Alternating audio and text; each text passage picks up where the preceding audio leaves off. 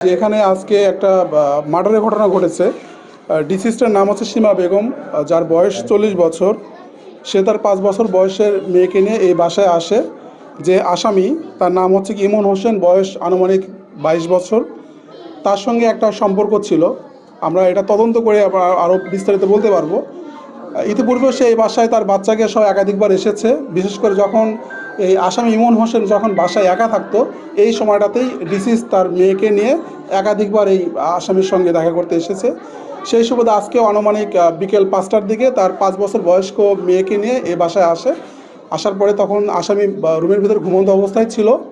তখন দরজা নক করে, দরজা নক করলে আসামি তার ডিসিজ তার মেয়েকে নিয়ে রুমের ভিতরে প্রবেশ করার পরে থেকেই দরজা লক করে দেয়। দরজা লক করার পরে সেখানে অনেক চিৎকার চেঁচামেচি হয়, বাচ্চা মেয়েটা কান্না করে।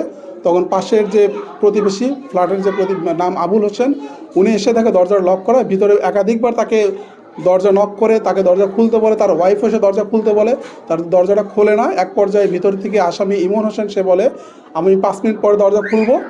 এর ভিতরে মেয়েটার কান্নার শব্দ বন্ধ হয়ে যায় একটার সময়। তখন আবুল হোসেন দরজা নিচ থেকে দেখে ভিতরে ব্লাডের চিহ্ন আছে। তারপরে তারা ধরে নেয় যে ভিতরে কোনো দুর্ঘটনা ঘটেছে। কাঠ ও পিভিসি ম্যাটেরিয়ালের সংমিশ্রণে তৈরি আধুনিক আরএফএল উডিডোর, কাঠের চেয়েও কঠোর। তারপরে আবুল হোসেন, প্রতিবেশী আবুল হোসেনের ওয়াইফ লিপি বেগম, উনিও এসে আসামিকে নক করে দরজা খোলার জন্য।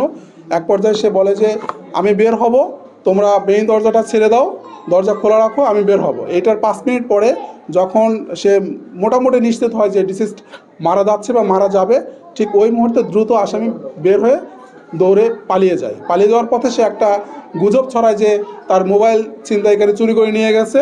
সেই গুজবের সূত্র ধরে হচ্ছে গিয়ে পরবর্তীতে মানুষজন, স্থানীয় লোকজন যখন তাকে ধরে ফেলে, এই বাসার মালিকের ছেলের নাম হচ্ছে রাকিব, সে যখন তাকে ধরে পরবর্তীতে যখন খবর পায় যে না বিশ্বের ভিতরে একটা মার্ডারের ঘটনা ঘটে পালিয়ে যাওয়ার চেষ্টা করছে, তখন তাকে নিয়ে এসে স্থানীয় জনতা তারা আবদ্ধ করে রাখে।